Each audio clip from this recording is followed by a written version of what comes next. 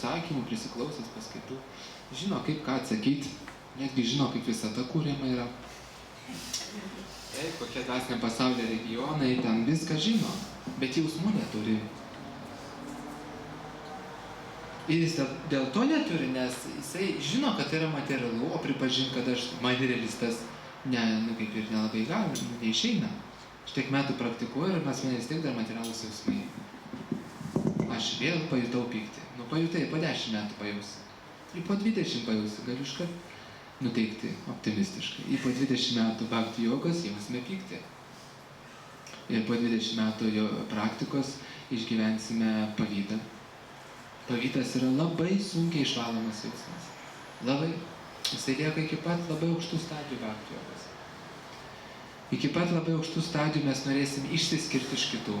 Tai yra noras gauti pripažinimą. Jis liks labai labai ilgai bhakti joga. Mes galim čia vaidinti, ką norim. Tikrai jisai liks.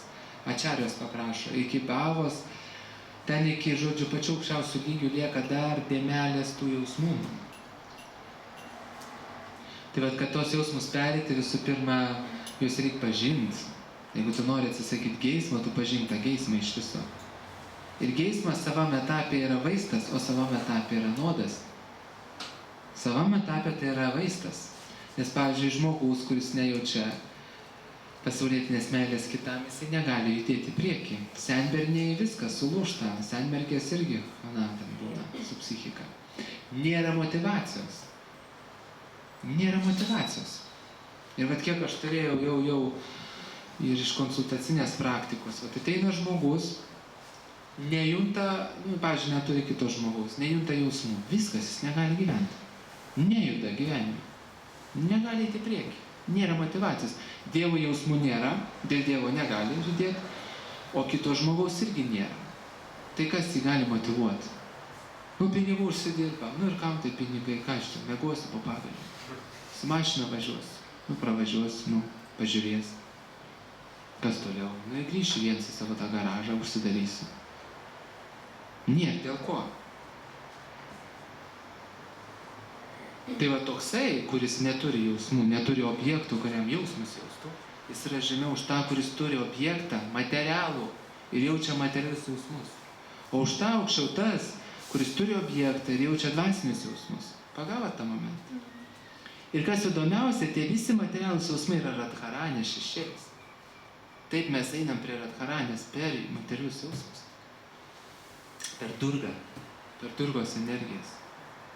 Susipažįstam su materialiais jausmais visatoje ir po to, kai jau jų atsivalgom, visokiausių užuojautos jausmų, visokiausių meilės jausmų, pykčio jausmų, pavydo jausmų, visokių kitokių jausmų, tada mes kylam aukščiau.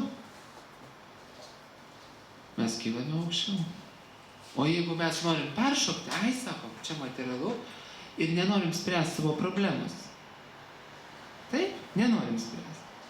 O problema yra tame, kad tu nori tų materialių jausmų, bet tu jų negauni. Tada sakai, jų nereikia, aš eisiu tiesiai į dvasinius. Nes tie materialūs jausmai, iš tikrųjų, komplikuotas reikalas. Kai sako, kas per tekstas meilė yra, kad bada šilti, kaip sapėlė. Tai yra, kaip su šalutiniais, tai poveikiai, kaip šalutiniais rezultatais nepageidaujamas. Gali visokių nesąmonių pridirbti tos jausmus išgyvendamas, pyktį išgyvendamas, vėl gali visokių dalykėlių padaryti. Antspaudus palikti ant kažkieno veido. Pavydo irgi, bet tu turi praeiti. Bet kame reikalas. Ir jeigu tu slopini, bhakti joga nesiskleidžia, džapa nesikartoja, kirtanai nesidainuoja. Nevyksta progresas. O pas mus yra gėdijamasi šitos fazės. Pastebėjot? Gėdijamasi. Ką tai reiškia?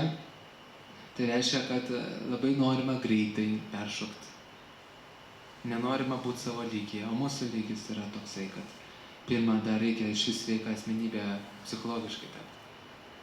O sveika asmenybė psichologiškai patiria įvairų spektrą jausmų ir žino, ir apčiapia tos jausmus, dirba su jais, bet jų neslopina. Dirbti ir slopinti yra skirtingi dalykai. Dirbti reiškia, aš jį pačiupinėju, tą jausmą, pasižiūriu, koks jisai. Pradedu su juo, kaip sakyt, darbuotis kaip skulptorius, na, kaip iš molio liejimas. O slopinimas yra, aš bijau net liestis. Oi, čia man nereikia. Čia man nereikia geismų, čia man nereikia svajonių, čia man nereikia troškimo, čia veda į blogus dalykus, čia ne. Be realizacijos atsižiūrėti, taip? Aš nieko nenoriu turėti bendro čia su tuo žmogum, čia po tada prisirišiu, bus problemos. Geriau jau aš, taip va. Ir jisai negali judėti. Ir aš kiek stebėjau, kas neranda objekto, kuriam jaustų jausmus. Nes Dievui, kad Dievą pastatyti kaip savo objektą yra, toksai labai lygis. Turi dažniausiai reikia žmogaus, kuriam tu norėtum tarnauti. Ir jeigu jis neranda to objekto, kuriam nori tarnauti, jis nesiskleidžia. Dėl to Prabhupada sakė, nuo ko mes ir pradėjom. Raskim objektą. Ir po to per tą objektą, ten per vyrą ir moterį, kurie pagal, labai pažengusių bhaktų nuomonę būtų maja, per tą objektą žmogus išgyvena, kas yra meilė. Per tą šešėlinę meilę jis pradeda artėti prie tikrosios meilės. Jis pradeda išmokti pasiaukoti, atjausti, užjausti, tarnauti per apčiopiamą objektą. Čia gal taip, kai vaikai žiūri paveiksliuką, kopijuoja, reiškia, piešia jį ir su laiku išmoksta, reiškia, piešti. Gal taip? Galima taip pasakyti. Ir per tą, ir labai daug žmonių, šneka apie tai, kad būtent per kitą žmogų jisai pradeda jausti ir Dievui. Tai sako, jeigu žmogui tu gali jausti tiek jausmų, tai kiek Dievui gali jausti, taip? Bet jeigu to nepereini, yra negerai. Negerai ir tai yra sunki karma. O bhaktam dažnai atrodo, kad jeigu aš susilaikysiu, susikontroliuosiu, tai bus greitesnis kelias. O tai gali tapti ir lėtesnis kelias. Tai jogos praktika yra savęs pažinimo praktika, tai nėra bėgimo nuo savęs praktika, savęs pažinimo, o mūsų viduje yra labai daug visokių energijų.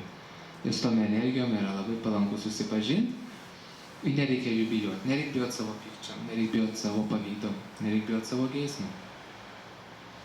Stiprus žmogus susiduria į problemą, akis į akį, įmai pasižiūri, O kad pasižiūrėtum, reikia kartais leisti savo, pažiūrėti save iš šono, kaip tu pyksti. Kai sakyti, biški pasižiūri.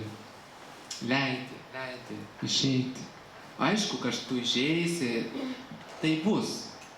Bet tai yra geriau negu viduje užslopinti. Dažnai, ne visą laiką, bet tai yra geriau. Arba svajonės, materialios svajonės, taip? Kaip aš norėčiau, nieko nenorėčiau, tik Krišna. Kaip aš nieko negalima norėti, pasakė. Visi materialūs troškimai veda į kančią, nieko negalima norėti. Ir viskas. Chana, asmenybė. Viskas. Jis dar net nesugebėjo panorėti materialių. Jis dar net neparagavo ledų, kaip sako. Ir jam sako, atmesk ledus. Ir transcendentinis pasaulis, kuris galbūt po mirties tavo atsivers. O tu dabar lauk 60 metų, lauk. Ir ledai, žinok, nieko gero. Ir tas, kuris šneka, dažniausiai pats ledų prisėdės. Bet taip pačiai pradėti, kada pradėti, susipažįsti su tuo ir pradėti. Šeimos nereik, čia labai blogai, viskas labai. Šeima maja, moteris maja, vyras maja, vaikai maja, pinigai maja, štovė maja, turtas maja, pašalai maja. Bet reikia suprasti, kad mes tokioje stadijoje, mums majos reikia. Kažkokią dozę. Visas meistriškumas yra normuoti narkotikų kiekį, kurį leidžiamas. Normuoti. Kad nebūtų perdozavimas. Nebūtų putų burnoj patom. Bet jeigu ir būna, pato atgaivina. Tam yra kolegos šalia, kurie šito metu putų neturi. Kai sako, per daug jau čia užsibuvo, einam jau per daug injekciją davė, per daug šokolado prisėdė. Tai vat aš tą norėjau paliesti momentą, kad Radharani, bent jau man taip realizacija šiuo metu eina, kad aš pats ant savęs žiūrėjau ir stebėjau, kiek aš spaudžiau pradžioje. Ir vien dėl to, kad idealą labai išsikėlė, vien dėl to, kad būdavo pamokslavimas nekvalifikuotas ir akcentuojami labai aukšti idealai. Labai aukšti. Ir kai tu klausai vien tik labai apie aukštus idealus, kai gimė šventasis Vaišnavų iš kokio lotoso ir iškart Suprema, ir matė tik Krišną ir kalbėjo tik su Krišna ir, žodžiu, viso gero su materiu pasauliu. Iškart nuo pat gimimo viso gero. Šukadeva Gosvamis gimė iš ir viso gero tėvam pasakė. Nu, labai, viso gero, aš išeinu. Kai tokių prisiskaitai, prisiklausai. Bet pažiūrėkit, visi Vaišnavo šventieji tokiam lygyje, kad ten su mumis jokio ryšio nėra. Nu, iš karto gimė Prema, įverkia. Krišna mato, šneka. O tu čia kapanoja savo ten chruščiovkiai kažkokiai su televizoriu, žiūrėti ar nežiūrėti tą programą. Skaitai apie šventąjį, nu gerai, viso gero, tai šventieji, aš esu čia. Ką man daryti? Aš tai neverkiu. Nebent verkiu, kad neturiu ten 18 įstrižainės, o tik 16 ar ten savo to vaizduoklio. Kaip blogai, neturiu pinigų. Nu, tai kaip man dabar surišti, kaip man tobulėti? Aš nesakau, kad nereikia skaityti apie šventosius, bet vat nukertama iš karto. Aukščiausi idealai, patys aukščiausi, nerealiai aukšti. Bet tu tai esi nerealiai žemai. Vat kome problema. Ir jau kai tau tikrai užeina tie nektaro lašai, jau tu jungti. Tai paskaityk apie tą šventąją Ačarjos, apsivalysi, po to skaitai ir žiūri, kaip pasakosiu. Ten nuėjo, kažką pamatė, ten su Krišna pažaidė, nu žinai. Zait pagadį. Bet kada tau užeina, tikrai malonę gauni, im paskaityk. Tada aš skaitydavau krikščionių šventųjų biografiją, kai ten kovodavo su pykčiu, koks ten su dar zaukiais, iš purvo lipo. Paskaitai Prabhupados biografiją, kaip hipiai ten kovojo. Bet iki šiol nerandu knygų, kur išleistų jau pažengęs koks baktas, kaip jisai praėjo tas stadijas. Visur yra paslaptis. Pastebėjot? Nėra literatūros. Visur iš karto nuo mokytojo lygmens eina arba dar. Varadanatas Svami išėjo tą kelionę, bet vis tiek nėra tokia. Ten, kaip sakė, vis tiek nufiltruota. Natūralu, neatskleidinės visko galbūt. Bet kad tai būtų nuodugniai, ką sapnavau, kaip kas buvo, kaip įveikinėjau, kaip karminį ryšį atrišinėjau su tuo, su nuo. Taigi tai yra gyva ir tai yra klaustukas, taip? Ir kas gaunasi? Gaunasi taip. Susirenka nauji bhaktai su tais klaustukais, jiem duodama yra aukštos labai normos, tie išeina, palinksi galvą, įtėjom gerai, bet realiai nieko neįvyko. Niekas nieko nesuprato.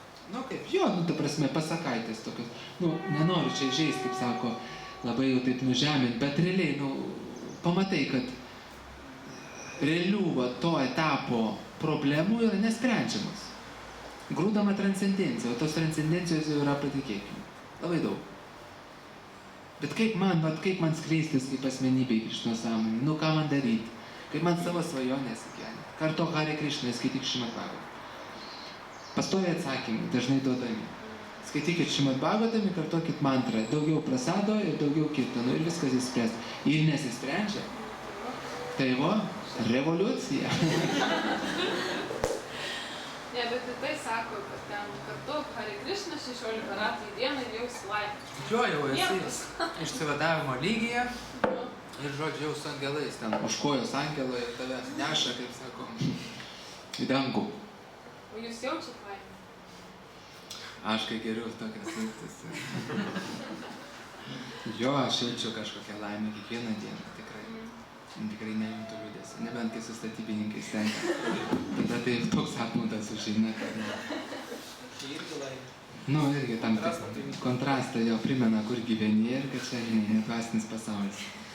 Lentą prikala tiek litų. Čia panusuka tiek litų. Ir dar pavagė kokį kamštį ir ten vynę išsineša į kišenę, žinai. Bet šiaip tai jo praktika yra tokia, kad prabundu visą laiką gerą nuotaiką iki pat vakaro, praktiškai nesugenda. Nebent sakau kažkas taip jau iš kitų sluoksnių socialinių tenka susidurti, kada tu tiesiog nebegali susikalbėti. Ir nusivili, kad susikalbėti reikia, o tu negali. Tada jau yra, Tada yra labai filosofinis turi įsijungti matymas ir žinau, arba samdai žmogų, kuris jau jų kalba. Negerai, ten atsiranda. Šiaip tai, tai neslapinkim jausmų, neslapinkim norų, bet reguliuokim. Prabhupada niekur nesakė slapint, Prabhupada sakė reguliuokit. Pastebėjot? Netgi Bhagavad Gita yra parašyta. Reguliuojamas jūsminis pasitenkinimas. Grihas ašamas, šeimos ašamas yra reguliuojamas jūsminis pasitenkinimas. Reguliuojamas, kitaip sakant, žmogus leidžia savo tenkintis, bet jis tengiasi reguliuoti. Ir jeigu viena šeima vienaip gali reguliuoti, tai kita šeima kitaip reguliuoja. Ir viena šeima negali reguliuoti tiek, kiek kita. Yra labai individualu. Taip? Labai individualu. Jeigu vienam reikia valgyti prieš naktį, kitas jau gal laikosi režimo ir jis nevalgo vakare, o kitas valgo ir kugelį. Pamiega jį ten leidžia dujas. Bet tai yra jis. Ta prasme, jis tiek gali reguliuoti. Vienam reikia seksualinių santykių 2 kartus per savaitę, kitam 2 kartus per mėnesį. Ir negalima prikišti. Jis tu esi tu. Bet ir tas reguliuoja. Vienam reikia didelį namą statyti, kitam užtenka bute gyventi. Vienam reikia naujos mašinos, kitam reikia vidutinės. Vienam reikia 3 vaikų, kitam 1 užtenka. Tie, kurie susilaukia 3, vaikšto pajuodę ir prikaiščia. Tie, kurie turi 1, kai jūs čia tenkinatės. O mes tarnybą atliekam. Dievui vaikus auginam. Nebelieka, ką daryti, jau prisidarė, ką dabar daryti. Reikia kažkaip save apdovanoti už tą prisidarimą. Mes tarnybą darom iš su vienu. Suprantate, ir visi bando kišti viena šeima kitai, reguliavimas kažkoks tai. Ir dabar ateini kokia bendruomenė, kur ten tokie reguliuotojai gyvena, tai bijai ir atsiverti, nes to prikiš. Tu tiek tą per daug darai, tu tą nedarai, tu to darai, ten tavo švaros standartai, tvarkos standartai, dvasiniai standartai, dar kažkas subaladoja. Tai va neprikaišėkim, nes esmė yra radharani, materialiam pasaulyje reiškia kaip materialios energijos. Ir kad jų atsisakyti, jas reikia kažkokio laipsnio patirti, čia yra visa esmė. Ar tai būtų šlovė, ar tai būtų užuojauta, ar tai būtų ramybė, ar geismas, ar pavydas, ar piktis, jas reikia patirti, kad jų atsisakyti. Mes tokiam, kaip pasakyti, intelektui, kad nepačiupinėję, mes neatmesim. Mums gali pasakyti, kad su pykčiu nedraugauka, kas mums iš to. Kai užeina tas saldumynas, tai ugnį mėgstam paleisti, išlydyt mikrofoną. Veidą žmonos išlydyt, veidas, taigi plasmasė, susilydė. Ir nepavaidinsim, ir nepašokinėsim, ir radharanė liks toli kaip žvaigždės, už milijonų šviesmečių. Atbūkime savimi, ir radharanė bus žymiai arčiau. Ir jeigu mes dėsime pastangas, tai radharanė duos tos malonės, ir tie geismas transformuosis į meilę, pyktis transformuosis į gerumo jausmus, pavydas transformuosis į noro palaikyti, įvertinimo jausmą, kietas širdiškumas transformuosis į užuojautą, minkštą širdį, baimė transformuosis į drąsą, iliuzija transformuosis į realybę. Tie visi jausmai bus transformuojami, bet kad tave transformuotų, tu turi būti kažkas, tu turi būti su tais jausmais. Jeigu tu viską atstumi, nėra kaip su tavim dirbti.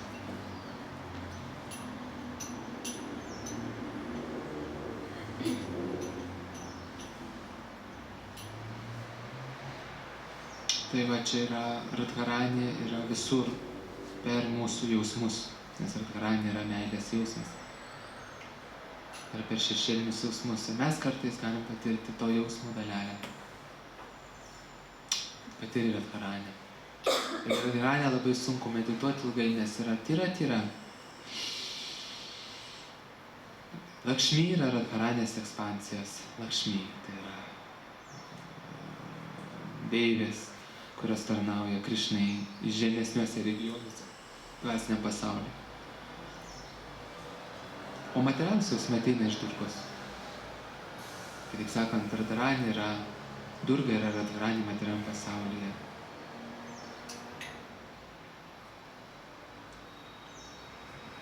Ir dar vieną momentą, ką noriu per radharanį paminėti, yra tai, kad meilė, bhakti joga, kodėl jinai yra tokia, mažai kas ją praktikuoja. Dėl to, kad meilė, tas momentas, tu negali niekaip apčiopti. Bhakti negali niekaip apčiopti. Ir tas, kas turi bhakti daugiau ar mažiau, labai sunku pasakyti, nes bhakti nesimato. Pavyzdžiui, jeigu turi mistinių galių, lengva apčiopti, ne, turi mistinės galias. Tu gali išsiskirti kažkom, hum, laikrodis, hum, saldainis.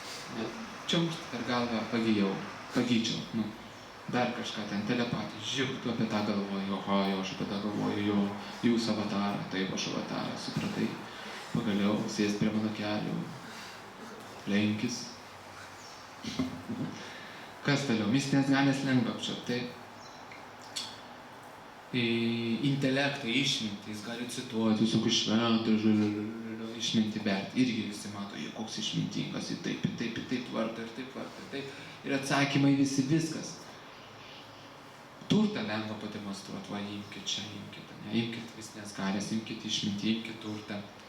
Kuom dar žmogus gali išsiskirti?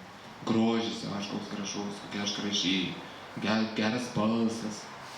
Visi plovė ten. Visas, kai savo.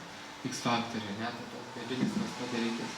Ten iš kokio miestelio atvažiuoja, laimi, tai visas miestelis ant pilvų išliaužia, kad žvaigždė grįžo, kuri gražiai sugiedojo kažkokią dainą. Tai vat mes apčiuopiamus dalykus, bet kai yra bhakti, o žmogus daro veiksmą, pavyzdžiui, pjausto bananą, ir tu nepamatysi. Tu pjaustai, kaip Prabhupada rašo, į tas prie staklių dirba, ir senesis gali prie staklių dirbti.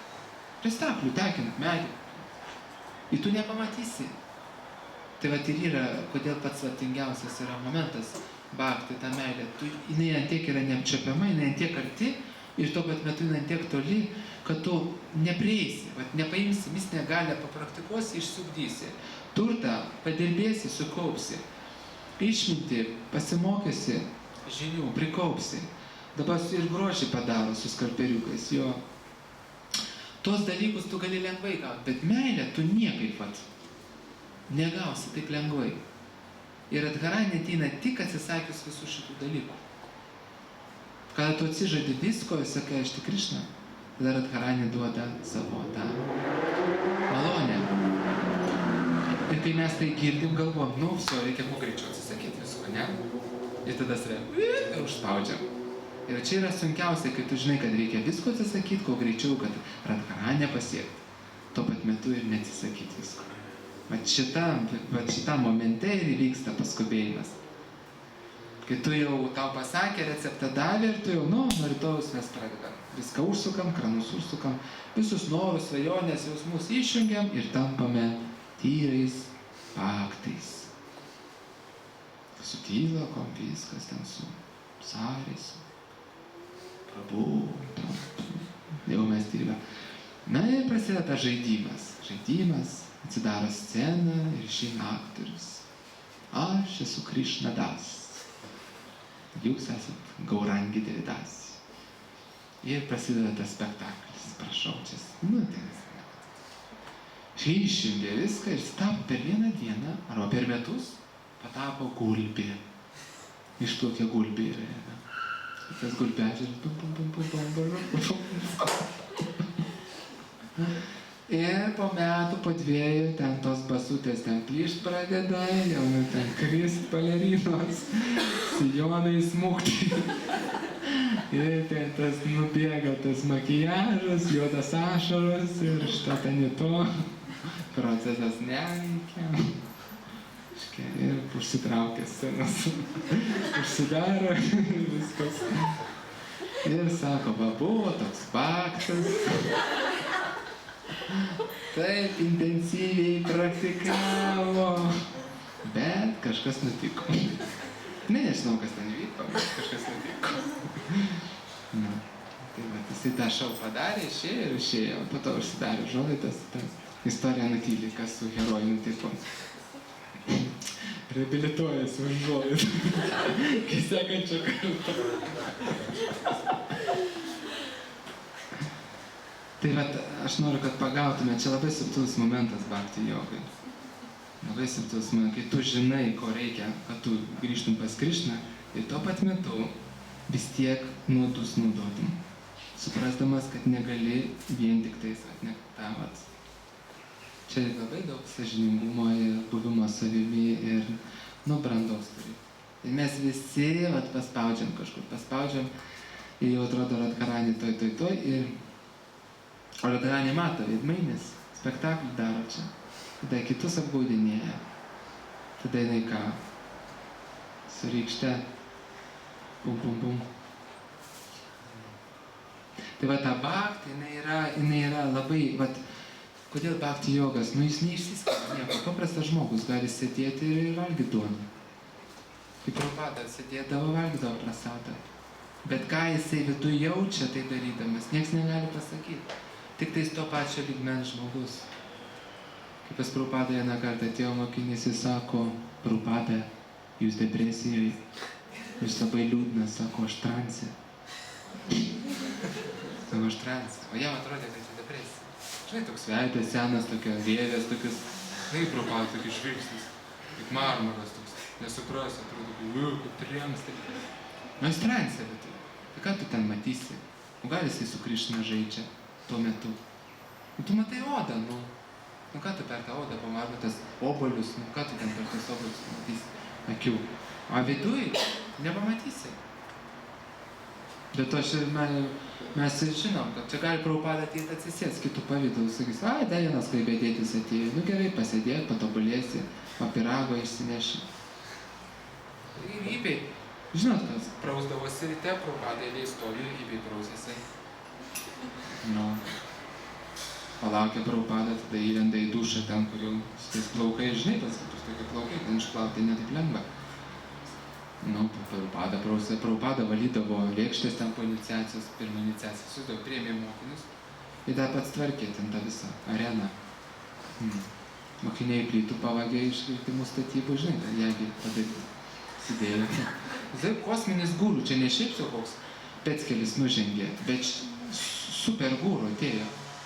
Koks jisai buvo, tai mes laikui vėliau pamatysim, kai įsivystys įskonas iki didelių masų, pamatysim, kas čia per dživą buvo nužengus. A jie jau davė savo lėkštės plauką.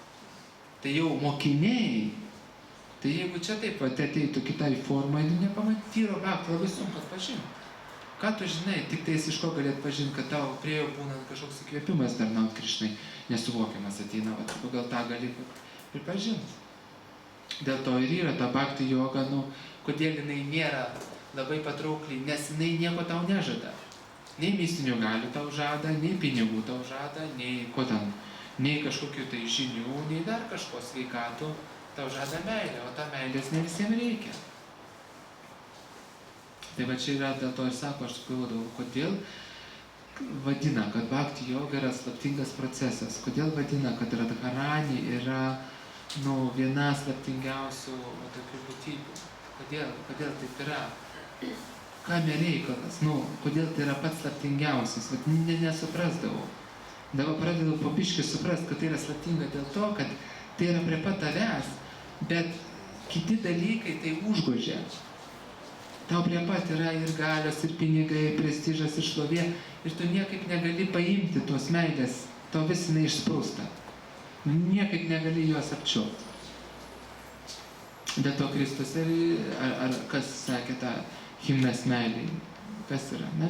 Kad sako, tas, jei ten kalbėčiau visom kalbom, ar ten jeigu turėčiau tikėjimą, kad ten kalnus stumdė, tada kažką, bet neturėčiau meilės, būčiau tuščias, ar ten žvangantis varėsi, dar kažką. Tai va, aš dabar po biškį pradedu suvokti, kad tai yra tiek nematomas dalykas, kad tai praktikuoti yra sunkiausia. Nes tai yra labai sunkiai apčiuopiamas dalykas ir tai labai sunkiai įgyjamas dalykas. Ir to žmogaus tu niekaip neatpažinsi. Niekaip. Nebent pagal požymius, kad jisai apie Dievą šneka, jaučia džiaugsmą tarnystėje, tai gali va iš tų požymių. Bet šiaip jeigu jis ateitų, praeitų, niekaip. Nebent jisai turėtų jau tokią galią, žinai, kad jaustum ir nenorėdamas pajausti, jaustum viešą. O mistika iš karto atpažinsi, va gali parodė, ten išminčių, ten važinių davė, neturtingą davė pinigų, gražų iš karto. O kas bhakti turi, kaip tu dabar pamatysi? Jis daro tą patį, ką ir kiti. Eina, gali darbą, eina, vaiką augina. Kaip Bhaktivinoda Thakuras, va, vienas iš ačiagių. Pas tokia nuotrauka yra. Labai įdomi atsiuntė, niekad nebuvau matęs. Vaiką pasisodinės, už 6 gal metų sūnų, taip sėdi. Atrodo paprastas Grigasas, jis transcendentiniam lygiai. Amžinas palydovas Krišnas. Sėdi su vaiku, apsikabinęs, tarsi kaip būtų paprastas prisirišęs tėvas prie sūnaus. Taip va. Ir va padėtum nuotraukas, eilinis, bengalas, šeimos žmogus, turintis vaiką. Eilinis, nu kaip, su dvočiu toks, su plaukais nekirtais, su teisininkas, bet kas jo širdį, nepamatysi. O po to jis ima, atsiskiria į 7 metam, 6, įlenda į kamurkę ir kartuoja mantrą nieko nevalgydamas. Tai tada ui, čia pasirodo buvo kokia asmenybė. Aišas, tai vat, ta ir yra bhakti joga, kad labai sunkiai tu gali kažką taip apčiuopti. Šitas bhakti jogas. Ir ta radharanė ir taip ir prasprūsta pro pirštus visiems. Jinai tau neduoda nei galių, nei sveikatos, nei grožio, gali duoti bhakti. O bhakti niekam nereikia. Jiem reikia tai to, tai ano, tai to ir radharanė, jinai lieka nepaklausoj. Paklausa maža radharanės. Nors viduj visi ieško jos. Bet paklausa maža. Aš kažkada įsivedžiau į Google radharanė ir galvot laikas atėjo. Jeigu anksčiau prieš 15 metų išmestų gal 1 arba 2 įrašus, dabar ten milijonas ar kiek ten buvo su radharanė. Kaip Prabhupada išplatino radharanę, kad net jau Google įvedus yra pilna puslapio apie radharanę. Bet įvedus, pavyzdžiui, Angelina Jolie išmeta 100 kartų milijonų daugiau. Reiškia, šita būtybė turi daugiau paklausos negu radharanė. Bet vis tiek tai yra jau geriau. Ir prasprūsta pro pirštus visur. Šita ta bhakti joga, jinai yra tokia. Mažai kas nori. Bhakti joga lieka tiek, kad kažkas kažkaip panori meilės turėti. O visi, kam reikia mistinių galių, grožio, vyrų, žmonų, turtų ar ką, vis tik išeina iš tos bhakti jogos. Gauna ir išeina. Kurių pagrindinis motyvas yra to dalyko. Tai va, tiek būtų apie radharanę, gal bus kokių klausimų. Kaip geriausia patenkinti radharanę? Tai va, Prabhupada ir sakė, kad Bhagavad Gitoj Krišna sako, kas yra aukščiausias iš jogų. Tas, kuris su meile tarnauja, tai yra kaip patenkinti daryti bet ką, bet stenkis nuoširdžiai daryti. Nuoširdumas patenkins radharanę. Kuo daugiau nuoširdumo, tuo bus labiau patenkinta. Buvo labai graži istorija su Prabhupada. Prabhupada buvo kambariukyje ir atėjo šita mokinė, Mataji, valė staliuką, merkė gėlės, bet su tokiu atsidavimu. Ir po to atvažiavo sanjasis iš pasaulinių turų, įėjo duoti ataskaitą. Kiek ten milijonų knygų ar ten šventyklų atidaryta išplatinta. Prabhupada net nekreipė dėmesio į jį.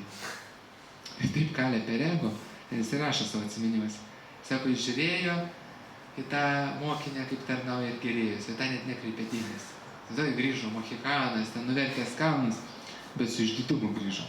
O čia atėjo Matadžikė, ką, nei ten gali keliauti, nei ten gali šventyklą atidarinėti, nei ten atsižadėjus baisiai, nei ten dar kažką. Tiesiog valės tą dar merkė gėlės.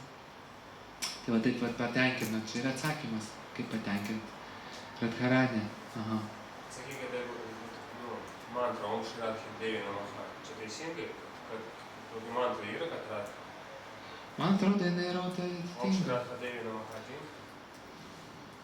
Negaliu atsakyti, bet manau, kad nepakenks tikrai kartuoti. Bet Hare Krishna mantra yra geriau kartuoti, nes Hare Krishna mantrai yra labai daug Radhos vardų. Hare, Hare, Hare, Hare. Užtenka tos mantras laikas? Hare Krishna mantras?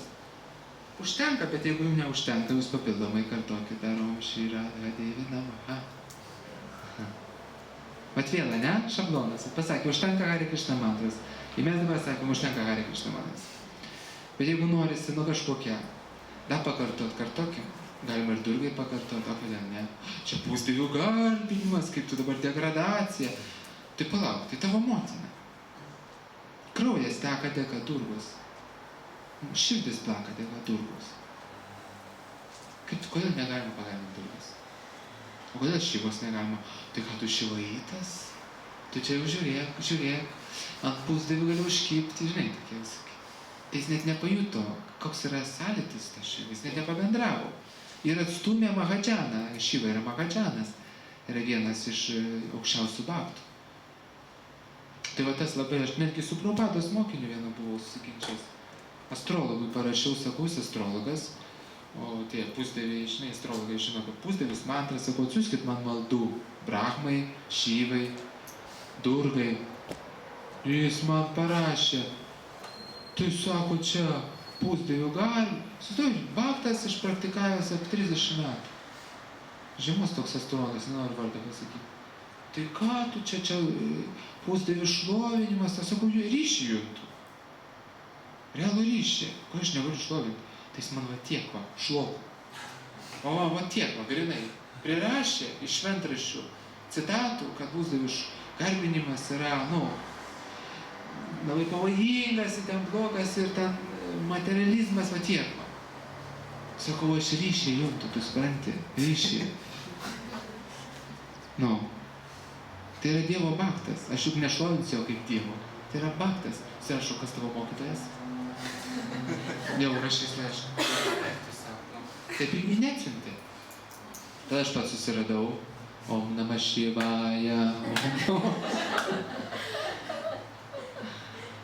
Taigi, taigi čia broliai. Jie nėra Dievas, bet tai yra broliai. Tai reiškia, bhaktui lenktis gali. O jau aukštesniam bhaktui nebegali. Taigi viešpats Advaita ir yra Šiva. Taip, kas įdomiausia, teisingas pastebės. Pančatatvai yra Advaita Čari, yra Šiva ir Mahavišnu.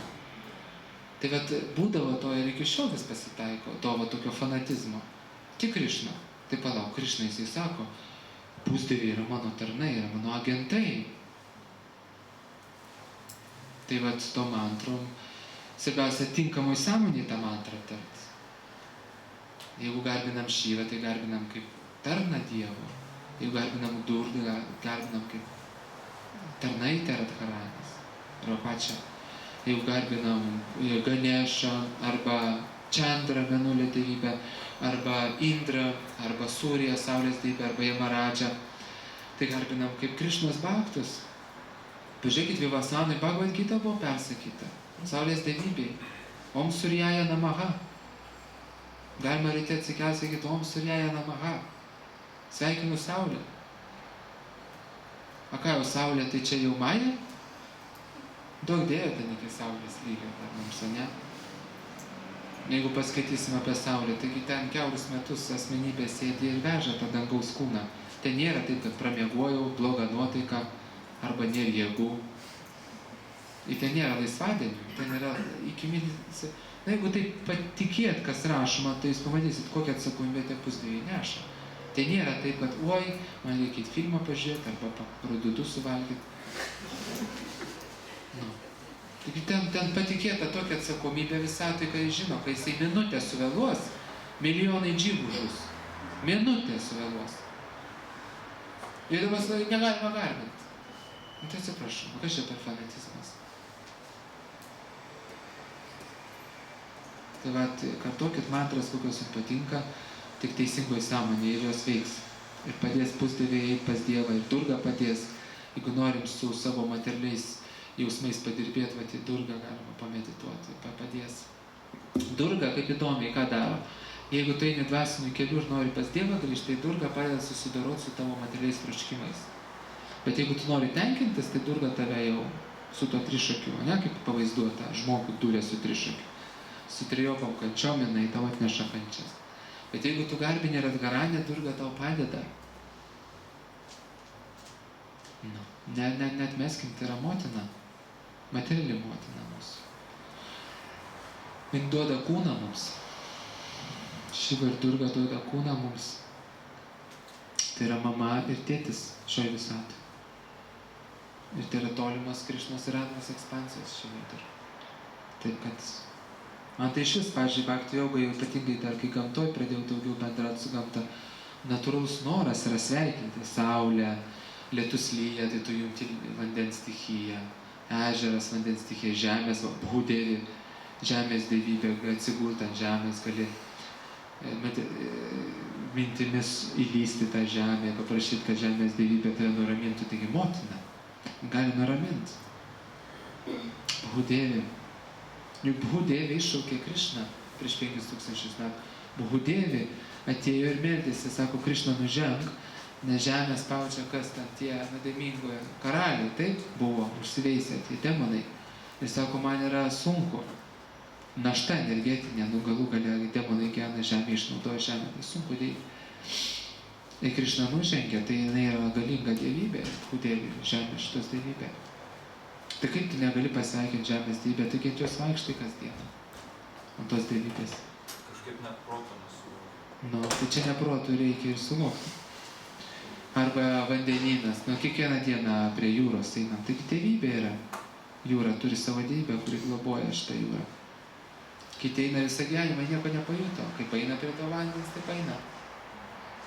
O iš tikrųjų, aš kai mačiau mano mokytas, ir šiaip Prabhupada mokyndo, prieš eidamas į vandenį nusilenkia, paima vandens lašiukus prie kaktos, tai nusilenkia dievybė į to telkinio, tada brenda. Ir plikiem negalima eit maudytis.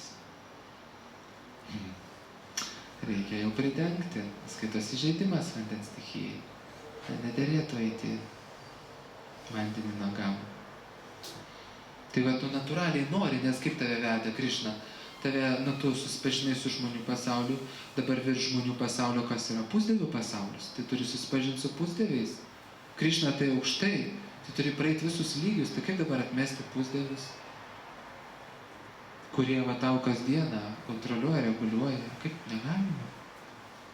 Ir tuo pat metu atsimint, kad pagrindinis yra Krišna. Nes taip yra pavojus ant pusdievių užsikabinti. Pradėti prašyti materialių troškimų. Man vienas sakė, Radharani meldžiausi, skausmas nepraėjo kojos. Durgai pasimeldžiau. Ir viso.